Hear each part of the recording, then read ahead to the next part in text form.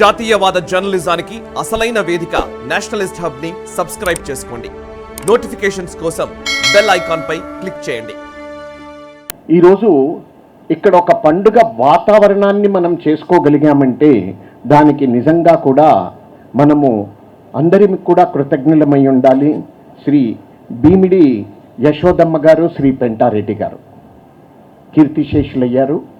వీరు ఇక్కడ ఉన్న ఈ 14 ఎకరాల స్థలాన్ని మనకు వారు విరాళంగా శ్రీ సరస్వతి విద్యాపీఠానికి అందజేయడం జరిగింది. వారు ఈ క్షేత్రాన్ని, ఈ స్థలాన్ని ఇవ్వడం వల్లనే ఇంత పెద్ద నిర్మాణాన్ని మనమందరినీ మీ అందరి సహాయ సహకారాలతో చేసుకోవడానికి మనకు అవకాశం దక్కింది. ఈ 14 ఎకరాల్లో 1 ఎకరాన్ని మనము నిరాశ్రయులైన ఆడకూతుళ్ళ గురించి మనము ఇక్కడ వాళ్ళ కొరకు వైదేహి ఆశ్రమాన్ని నిర్మించడం జరిగింది. ఇక మిగిలిన 13 ఎకరాల్లో వివిధ నిర్మాణాలు మీ ముందర ఉన్నాయి. ఈ నిర్మాణాల్లో ముందుగా అక్కడ చూసుకుంటే భోజనశాల ఏర్పాటు చేయడం జరిగింది. అందులో అధునాతనమైన టెక్నాలజీతో కిచెన్ అంతా, ఎక్విప్మెంట్ అంతా కూడా సుమారు 1,20,00,000 రూపాయలతో మనం దాన్ని ఏర్పాటు చేస్తున్నాం. అంటే విద్యార్థులకు చక్కటి హైజెనిక్ ఫుడ్ దొరికేట్టుగా దాన్ని ఏర్పాటు చేస్తున్నాం. ఏదో వండుతున్నాం, హాస్టల్లో ఉన్నారు, వాళ్ళు ఏదో తింటున్నారు అని కాకుండా అంత హైజెనిక్గా చేయడానికి ఆ ఏర్పాట్లు చేయడం జరుగుతుంది. దీనికి సుమారు 1,40,00,000 రూపాయలు అరబిందో ఫార్మా వాళ్ళు వారి సిఎస్ఆర్ ఫండ్స్ నుంచి మనకు అందజేయడం జరిగింది. నిజానికి ఒక దేవాలయం కడుతున్నామంటే చకచకా డబ్బులు వచ్చేస్తాయి. कुछ मंदिर बना रहे, कुछ अन्नदान के लिए कर रहे, पैसों की बात करते ही पैसे आ जाता। पर मुझे पता नहीं यहाँ इतनी अच्छी विद्यालय आ रहा, इसके लिए आप सभी का कुछ न कुछ इसमें भाग चाहिए। तो इसके लिए तो मैं क्षमा चाहता हूँ, हम बहुत ही कष्ट उठाना पड़ा। मैं आप सहृदय लोग हैं, मैं विनती करता हूँ, जहाँ पर विद्या है तो विज्ञान है, विद्या है, संस्कृति है, संस्कार है. విద్య లేని మనిషి గుడ్డివాడి కిందికి లెక్క. అలాంటి పరిస్థితి మనం భావి తరాలకు రాకుండా చూసుకోవలసిన బాధ్యత మనందరి భుజస్కంధాల పైన ఉంది. ఒక సమయంలో ఇంకా డబ్బులు కావాలి అనే టైంలో మా ఉపాధ్యక్షులు శ్రీ బుస్సు సుధాకర్ రెడ్డి గారు, అన్న మనం చేసుకుందాం, మీకెందుకు, నేనున్నా, మా మిత్రులను తీసుకొస్తాను, ఎలాగైనా చేస్తాము అని వారు ముందుకు పూనుకొని సుమారు 5-6 కోట్ల రూపాయలు వారి మిత్ర బృందంతో తీసుకురావడం జరిగింది. ఒక డబ్బులు తీసుకురావడమే కాదు, అహర్నిశలు ఇక్కడ రోజుకు 18 గంటలు వారు పని చేస్తూ చేపించడం జరిగింది. ఈ మధ్యన సుమారు 6 మాసాల క్రితం వారికి కొంత హార్ట్ ప్రాబ్లం వచ్చింది. డాక్టర్స్ 3 నెలలు రెస్ట్ తీసుకోమన్నారు. అని ఒక వారం రోజులు ఇంట్లో ఉండి మళ్ళీ అగైన్ కేమ్ దే హియర్. అంటే అంత శ్రద్ధతో ఈరోజు ఈ పండగను చేసుకుంటున్నామంటే మా బుస్సు సుధాకర్ రెడ్డి గారు కూడా ఎంతో కారణం. ఆపదామపహర్తారం దాతారం సర్వసంపదాం లోకాభిరామం శ్రీరామం భూయో నమామ్యహం. జై శ్రీమన్నారాయణ. ప్రియ భగవద్బంధువులారా, ఈవేళ ఇక్కడ సరస్వతి శిశు విద్యా మందిర్ నేతృత్వంలో జరిగేటటువంటి ఒక అంతర్జాతీయ విద్యాలయానికి శుభారంభాన్ని చేస్తుండేటటువంటి సందర్భంలో మీ అందరికీ కూడా అనేక మంగళాశాసనాలు. बंधुओं, यहाँ पर जो विद्यालय का प्रवेश करने के समय में एक वहाँ पर सूक्ति है. देखा वो सूक्ति क्या है? सा विद्या या विमुक्तये, वो सूक्ति वहाँ पर लिखा हुआ है. बहुत सुंदर सूक्ति है जो महर्षि पराशर जी ने कहे थे. विद्या का लक्ष्य क्या होता है वो बता रहा है वहां पर। आजकल हम बच्चों को कह रहे हैं कि विद्या पैसे कमाने के लिए, आप इंजीनियर बनो या तो डॉक्टर बनो, दूसरा कुछ भी नहीं है, ऐसा बच्चों को हम आजकल प्रेरणा दे रहे हैं।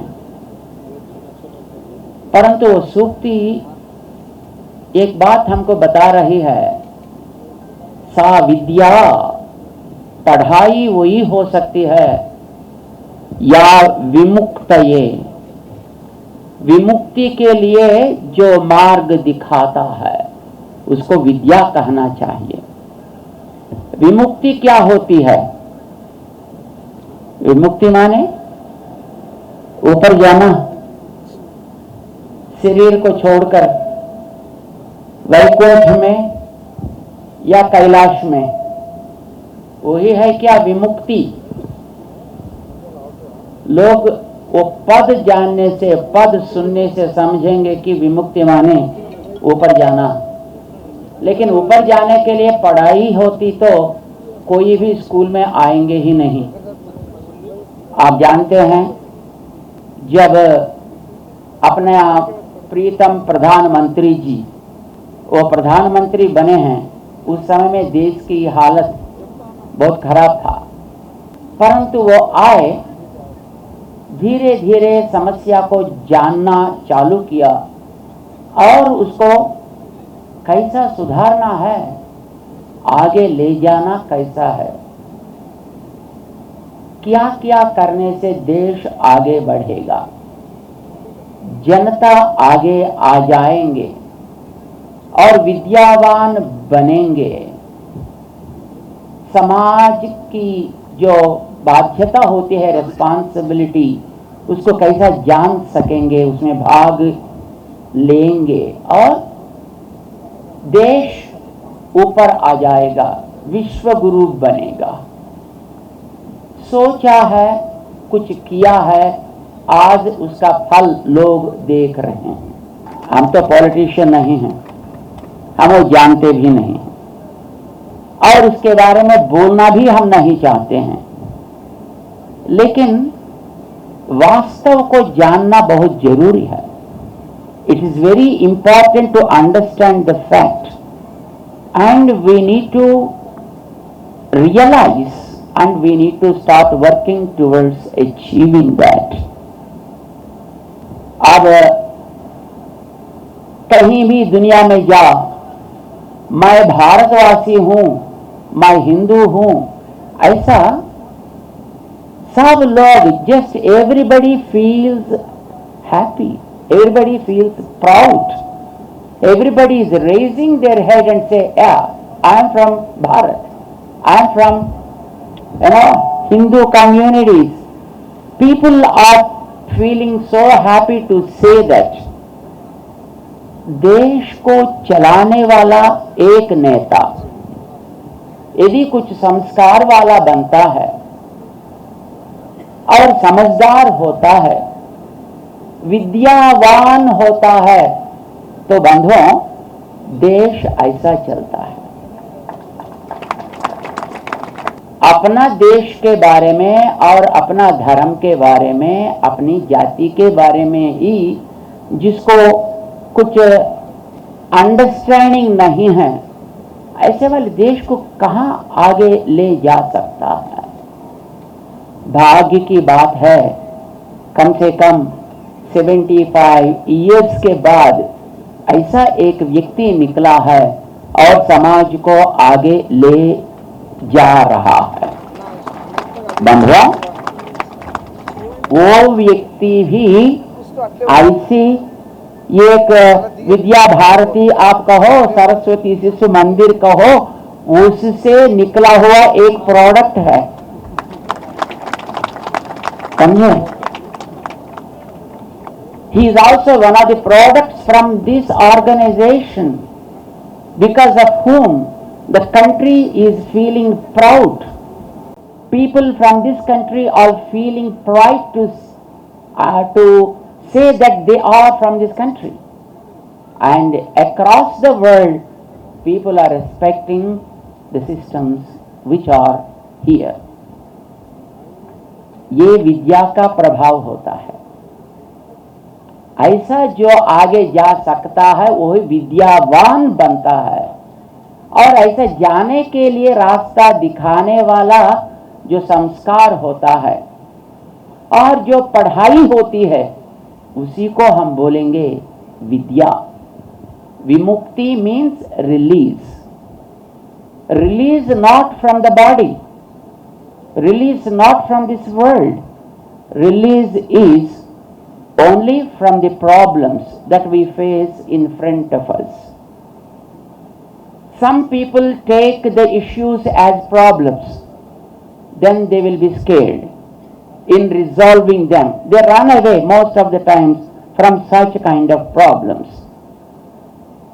But when they take them as challenges, then they try to face them. Then they understand the power of themselves, and then they start walking ahead, resolving those problems when they take it as a challenge. But we need to understand the power of Vidya is not to make the things as challenges. The power of Vidya should be to make the problems as chances. It's not a problem, it's not a challenge. It should become a chance for them to prove themselves. आज भारत अपनी विद्या प्रभाव से जो भी सामने एक समस्या आती है उसको एक अवकाश, एक मौका, एक चांस जैसा ले रही है और आगे बढ़ भी रही है. ये इस देश की विद्या का महात्म्य है, जो महात्म्य यहाँ की विद्या के द्वारा मिल रही है. सरस्वती शिशु विद्या मंदिर जब आरंभ हुआ तब जैसा अभी सुधाकर रेड्डी साहब कहे हैं कि छोटे छोटे स्थान में आरंभ हुआ, लेकिन वहीं से ही मोतियों को ऊपर निकाले हैं, अच्छे अच्छे छात्रों को लाए हैं, अच्छे अच्छे व्यक्तियों को तैयार करके समाज को दिए हैं. और आजकल का जो व्यवहार है, व्यवहार के अनुसार तो आगे बढ़ना ही पड़ेगा. तो आजकल दुर्भाग्य की बात है, यहाँ पर अपने जो तेलुगु राज्यों में, चाहे वो आंध्र प्रदेश हो या तेलंगाना हो, यहाँ पर स्कूल्स में यहाँ का जो प्रांतीय भाषा होती है तेलुगु, उसको ही जगह नहीं है. At least if you go to north India, in those schools there is a place for the local language Hindi, and there is a place for even Sanskrit also. But unfortunate thing is here, in these states, there is no room for Telugu at all.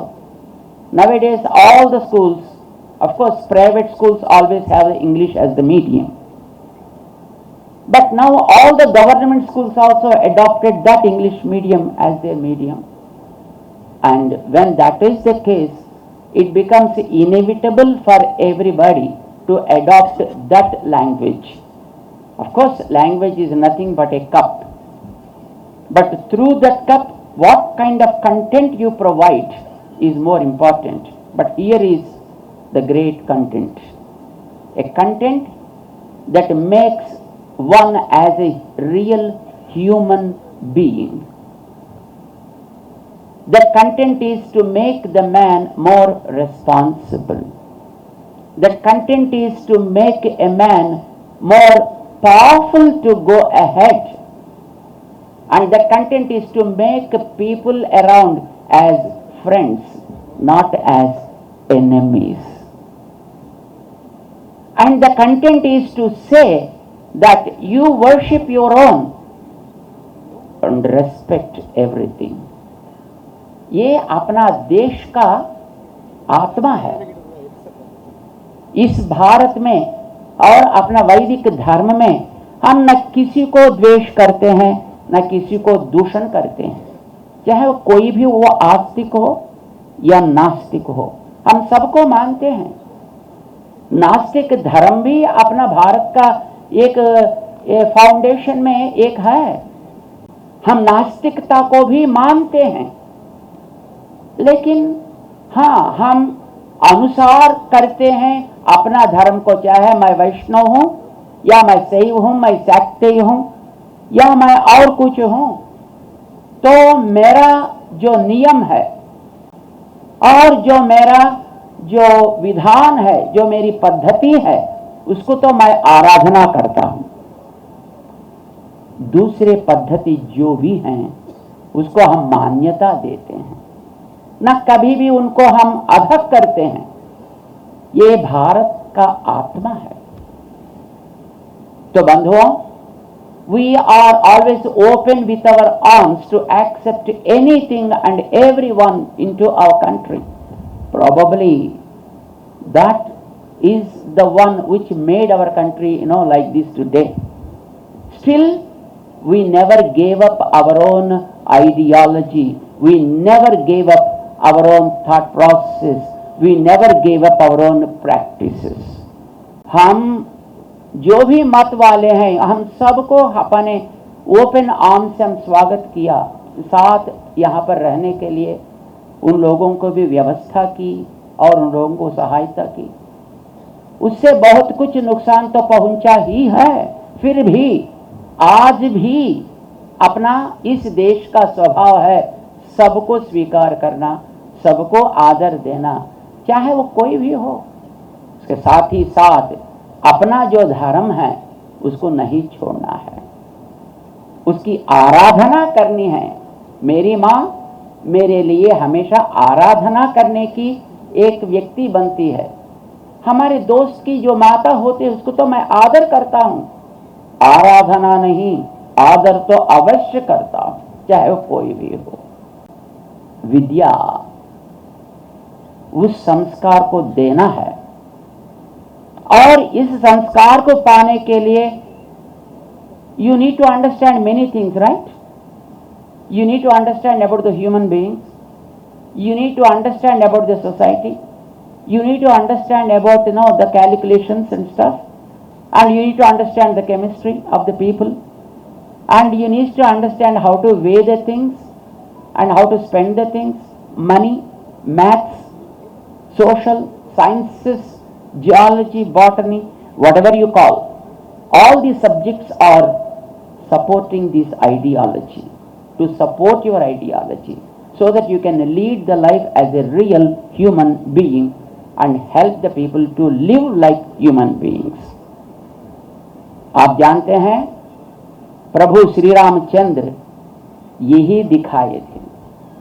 वो राज्य में था, रह भी सकता था, परंतु धर्म के लिए वो वन गया वहां पर रहने वालों को सहायता की।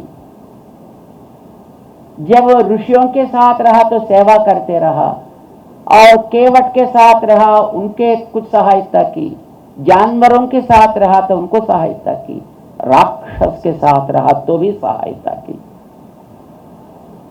That is how he respected the command. He commanded the respect. He never demanded the respect.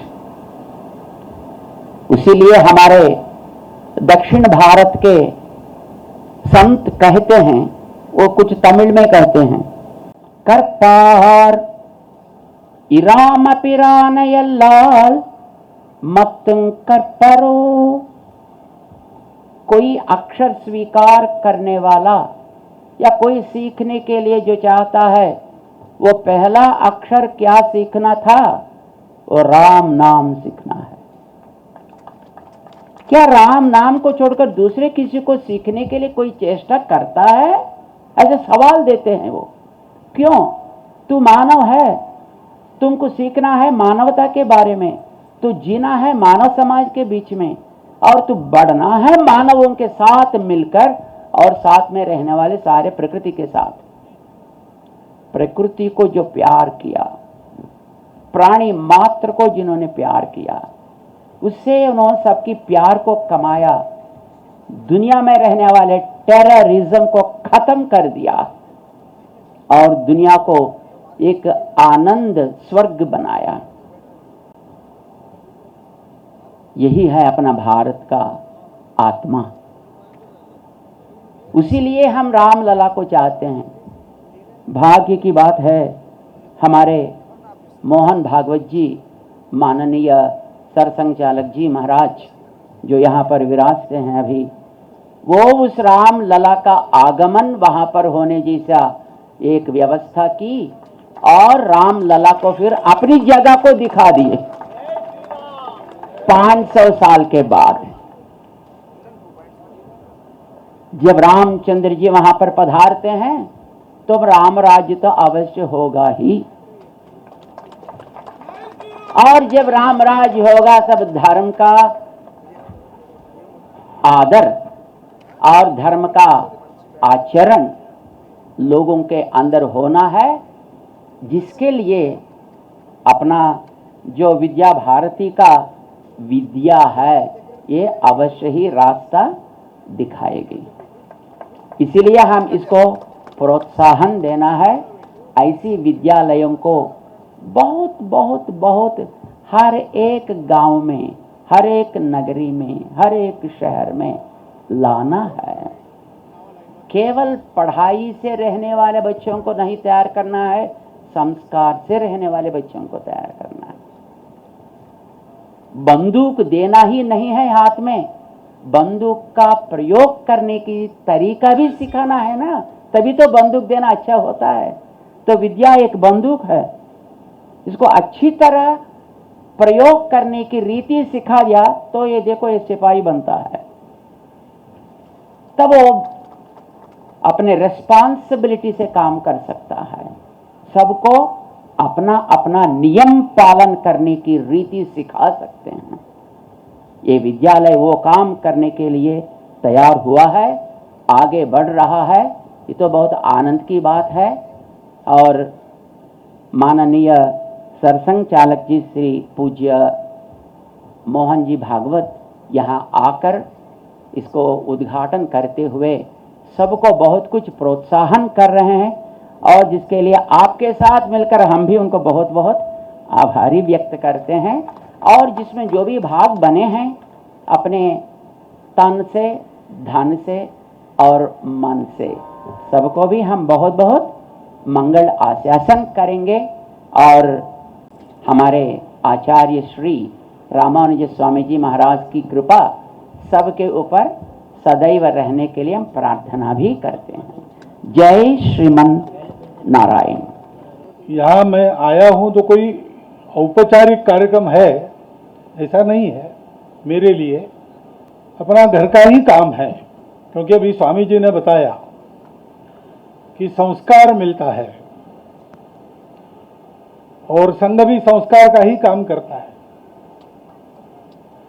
एक आनंद का प्रसंग है हम सब लोगों के लिए कि शिक्षा क्षेत्र में विद्या भारती जो काम करती है, मुक्त करने वाली शिक्षा मिले। पेट भरने वाली शिक्षा, वास्तव में पेट भरने के लिए शिक्षा की आवश्यकता नहीं है, दम चाहिए। जिसमें दम है वो अपना पेट भरता है और शिक्षित लोगों को अपने नौकरी पे रखता है। ऐसा हम देखते हैं दुनिया में। शिक्षित होना है क्यों? मनुष्य होना है। स्वामी जी ने बताया ऐसा। लेकिन इस कार्य के पीछे समाज का सहयोग ऐसे प्रसंगों पर दिखता है। अब यहाँ ये जो प्रकल्प चल रहा है इसका खर्चा कुछ कम है नहीं, लेकिन आप लोगों ने बड़ा उदार मन से इसके लिए इन 3 भवनों का निर्माण संपन्न कर दिया है। ये भवन होगा तो व्यक्तिगत आपका लाभ कुछ नहीं, इसमें मिलता नहीं है कुछ। हम संघ के स्वयंसेवकों की काम करने की आदत यह है कि जीवन भर खपते हैं और कोई थैंक यू भी नहीं कहता। कभी पूछा तो कहेंगे कि इससे ज्यादा तुम कर सकते थे, क्यों नहीं किया। लेकिन ऐसा होने के बाद भी आपका हाथ यहां पर लगा है, और जो अभी दुनियादारी में संकेत है उसके अनुसार आपका धन्यवाद भी हमने किया है और करेंगे, करते रहेंगे। परंतु वास्तव में सोचिए कि हम सुख में क्यों रह सकते हैं इस दुनिया में। उसका कारण है कि हम लोग सब साथ में हैं। जब तक हम एक है तब तक हम सुख में रहेंगे, लेकिन हम एक कितने दिन रहेंगे? क्योंकि किसी के डर के मारे अगर हम एक है तो डर तो ज्यादा दिन चलता नहीं। किसी स्वार्थ के लिए एक है तो स्वार्थ पूरा होने के बाद अलग हो जाएंगे। असली एकता अंदर से आनी पड़ती है, क्योंकि हमारा देश हो या दुनिया हो, इसमें सब अलग अलग ही दिखता है। भाषा अलग है, भूषा अलग है, खान पान, रीति रिवाज, देवी देवता, रहने के स्थान, रहन सहन, ये सब अलग है। हम एक है किस आधार पर है? अपने यहाँ कहा गया है कि अंदर सब में राम है, सारा जगत नारायण से ही व्याप्त है। अपने एक चतुर्थांश अस्तित्व से जगत को व्याप्त कर 3/4 बाकी है अभी, और वो हमारी एकता की भूमि है। ये ऊपर वाला अलगाव ये बदलते रहता है, भाषा भूषा वगैरह सब बदलते रहता है, लेकिन वो अंदर की एकता कभी बदलती नहीं। सृष्टि के उत्पन्न होने के पहले से वो है, और सृष्टि विलय होने के बाद भी वो रहने वाली है। नई सृष्टि उसी से निकलेगी। ये विविधता उस एकता का ही आविष्कार है। उसको जानने से फिर कोई अपना वैरी नहीं रहता, कोई पराया नहीं रहता, कोई अलग नहीं रहता। सर्वम विष्णुमयम जगत, ऐसी स्थिति हो जाती है। और वास्तव में सबके लिए अपना कौन होता है? ऐसा व्यक्ति होता है, और इसलिए ऐसे व्यक्ति को हम अपना पूजनीय मानते हैं, उनको भगवान मानते हैं, उनको अवतार कहते हैं, जो अपने जीवन से सिखाते हैं कि सबको एक मानकर विविधता में कैसे रहना। वो व्यवहार ज्ञान है, उसको हम अविद्या कहते हैं। वो अविद्या भी सीखना आवश्यक होता है। गुरु ने बताया कि सब जगह नारायण है। शिष्य बाजार में गया, सामान खरीदते खरीदते एक हाथी आया वहां, पागल हाथी, और वो सबको रौंदने लगा तो लोग भागने लगे, भागो भागो भागो। शिष्य ने विचार कहा, गुरुजी ने कहा है सब नारायण है, हाथी भी नारायण है, तो मैं भी नारायण हूं, हाथी भी नारायण है, मेरा क्या नुकसान होगा? वो हाथी के सामने चला गया, तो हाथी ने उसको सूंड में पकड़ा, उठा के फेंक दिया, हाथ पैर टूट गए, हॉस्पिटल में जाना पड़ा। उपचार वगैरह करने के बाद मठ में उसको लेके आए गुरु के सामने। गुरु ने पूछा, ये क्या हो गया? तो जब गुरुजी आपने बताया ना, उपदेश किया, उसका फल है। सब नारायण आपने कहा, मैं हाथी नारायण के सामने गया, उस नारायण ने मेरे नारायण की ऐसी अवस्था कर दी। गुरु ने कहा, नहीं, मेरे उपदेश का ये फल नहीं है, ये विद्या है। अंदर जो है, अपने अंदर सुख तो वास्तव में अंदर होता है, अंदर का समझना ये विद्या है, वो मुक्त करती है। बाहर की अविद्या है। विद्या अविद्या का समन्वय कैसे करते हैं? गुरुजी ने कहा कि वो हाथी नारायण अकेला ही आ रहा था, तो बोले अकेला ही था, और क्या हुआ? उसके ऊपर एक महावत बैठा था जिसके कंट्रोल में बिल्कुल नहीं था वो, तो बोले वो भी नारायण था। बोले हाँ, वो क्या कह रहा था? वो भी चिल्ला रहा था, भागो भागो। तो बोले उस नारायण की तुमने नहीं सुनी, इसलिए ऐसा हो गया। जीवन जीने की कला, जो ये अलगाव भरा विश्व है, उसमें से जाना है, लेकिन सत्य जो है इस मिथ्या के पीछे, हम सब एक है, उस पर पक्का रह के जाना है। उसमें से एकता आती है, उसमें से सज्जनता आती है। सज्जनता में जो गुण है वो तो गुण है, उनका कोई दूसरा गुण नहीं है। विद्या है, विद्या है, विद्या अच्छी या बुरी नहीं होती। धन है, धन एक न्यूट्रल है, वो अच्छा बुरा नहीं होता है। शक्ति है आप में, शक्ति ठीक है, उसका कोई बुरा या अच्छा गुण नहीं होता है। उपयोग करने वाली की बुद्धि क्या है? जिसकी बुद्धि दुष्ट है वो क्या करता है? अपने यहाँ कहा है, विद्या विवादाय, विद्या का उपयोग करना है तो दुष्ट लोग विद्या से विवाद ही पैदा करते हैं। अभी मैं यहाँ आया कल, तो मैंने सुना कि एक वीडियो घूम रहा है, कि संघ वाले बाहर से तो बात ही अच्छे करते, अंदर जाके कहते हैं आरक्षण का हमारा विरोध है, बाहर हम बोल नहीं सकते। अभी एकदम असत्य बात है, गलत बात है। जब से आरक्षण आया है तब से संविधान सम्मत सारे आरक्षण को संघ पूर्ण समर्थन देता है और संघ ये कहता है कि आरक्षण जिनके लिए है उनको जब तक आवश्यक लगेगा या सामाजिक कारणों से दिया गया है, वो भेदभाव जब तक है तब तक ये आरक्षण जारी रहना चाहिए। लेकिन मैं बैठक ले रहा हूं लोगों की, ऐसा दृश्य है उसमें, ये हुआ तो कभी है नहीं, लेकिन जो नहीं हुआ वो भी दिखा सकते, ऐसी विद्या है। विद्या क्या है? टेक्नोलॉजी है, आर्टिफिशियल इंटेलिजेंस है, सोशल मीडिया है। अच्छी बातें भी जाती है, खराब बातें भी जाती है। वो सोशल मीडिया का गुण नहीं, सोशल मीडिया में भाग लेने वाले का गुण है। तो ऐसी कपोल कल्पित बातें लोगों में भेजकर विवाद पैदा करना उसका स्वार्थ है। चलो ठीक है, उससे हमारा कोई संबंध नहीं है। वो जो एक चल रहा है अभी चुनाव का माहौल, उसमें ये बातें चलेगी। मैंने उदाहरण इसलिए दिया कि ये सारे साधन उनका अपना कोई खराब या अच्छा गुण नहीं है। विद्या विवाद ये दुष्ट का गुण, दुष्ट बुद्धि का गुण है, दुष्ट बुद्धि है। धनम मदाय, धन में मदमस्त होकर चाहे जो अत्याचार करने वाले लोग दिखते ही। और शक्ति परेशान पर पीड़ना है, बल से भी हम बलवान है तो दूसरे बलवान को सहन ही नहीं करेंगे, और कोई निर्बल बलवान न हो पाए इसलिए उसको धक्के मारते रहेंगे। विद्या या धन या बल इसका गुण नहीं है, ये मेरी दिशा है।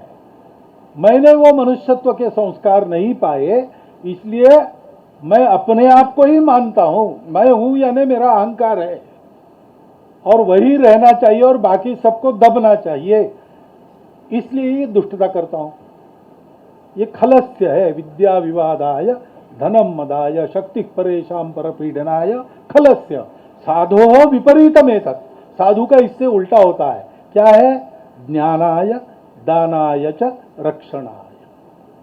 विद्या से ज्ञान देना, विद्या सीखने के साथ साथ ये बताना उसको कि इसको कल्याण के लिए उपयोग करना है।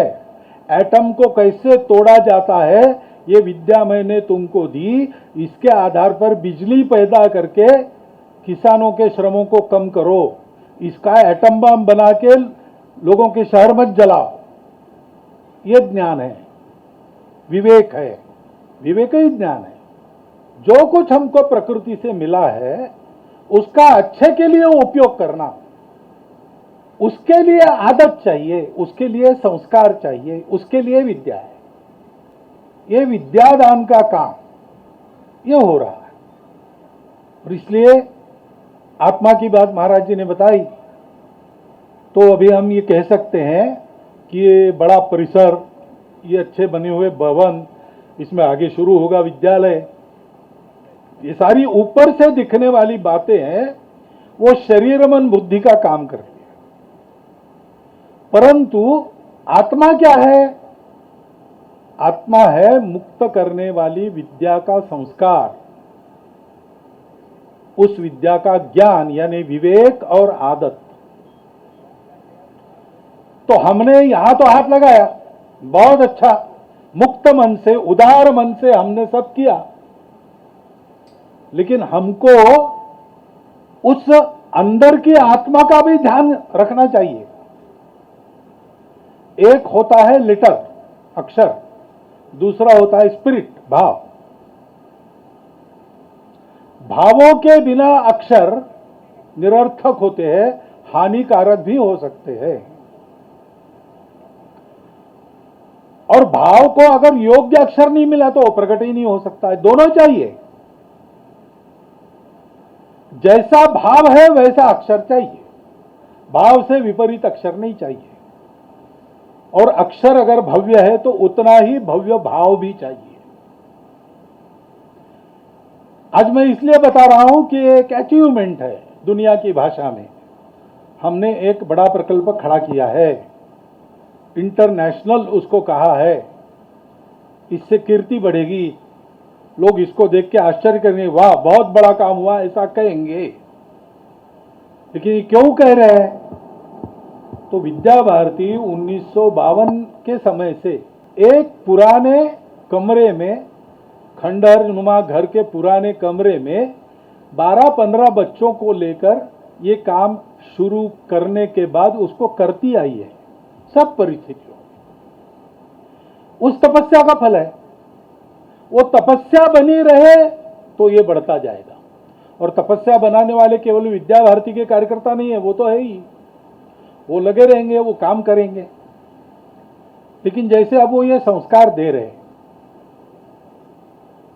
तो महाराज जी ने जैसे मातृभाषा की बात की, स्वतंत्र है तो स्व क्या है? अपना हर प्रगति का आधार स्वरूप होता है। हम स्व क्या, मुक्ति कब मिलती है? स्वरूप को जानते हैं। तो स्वरूप को जानते हैं तो पता चलता है कि सब में वही है, फिर सब अपने हैं। तो हमारा स्वरूप क्या है? वो स्वरूप बाहर प्रकट होता है भाषा, भूषा, भजन, भवन, भ्रमण, भोजन से। तो विद्या भारती के विद्यालय में तो उसकी चिंता की जाएगी, इंग्लिश मीडियम होने के बाद भी। और यह प्रयास किया जाएगा कि विदेशी भाषा में स्व का भाव बदल न जाए, करना ही पड़ेगा।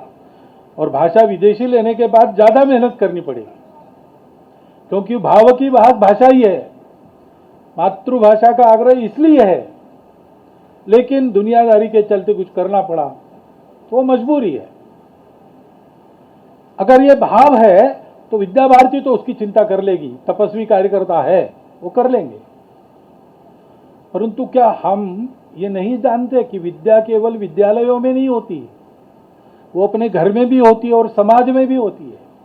तो अपने घर की चौखट के अंदर कम से कम हम ये कह सकते हैं कि हमारे घर के अंदर आने से आपको स्वभूषा ही मिलेगी, स्वभाषा ही मिलेगी, स्वभाव ही मिलेगा। हमारे घर के अंदर एक आध बार इतवार के दिन पिज्जा वगैरह बुलाया या बाहर जाकर खाया, ठीक है, लेकिन घर का बना हुआ हमारा परंपरागत भोजन खाने को मिलेगा। हमारे यहाँ, हमारे घर के अंदर हमारे ही भजन मिलेंगे, हमारी ही भाषा बोली जाएगी। हम भ्रमण करने जाएंगे तो सारी दुनिया देखेंगे, देखनी भी चाहिए, परंतु हमारे घर के अंदर भी, हमारे देश के अंदर भी बहुत सारे तीर्थ स्थल है। सिंगापुर जाएंगे लेकिन उसके पहले अयोध्या जाके आएंगे। जय श्री राम। और जैसे हम तीर्थ स्थलों में जाते हैं, वैसे हमारे अपने देश के बंधु पीछे एक झुग्गी झोपड़ी बनाकर उसमें रहते, वहां भी जाएंगे, उनसे भी दोस्ती करेंगे। देश भी हमारा कुटुंब है। हम विश्व कुटुंब की बात करते हैं, हर स्तर पर हमारा कुटुंब है। मेरा अपना कुटुंब है, हमारा भाग्यनगर हमारा एक कुटुंब है, पूरा भारत मेरा एक कुटुंब है। और हर छोटा कुटुंब बड़े कुटुंब के लिए होता है। मैं एक व्यक्ति हूं, मैं अपने कुटुंब के लिए, उससे ऊपर नहीं हूं। मेरा कुटुंब अपने गांव के लिए, गांव से ऊपर मैं नहीं हूं।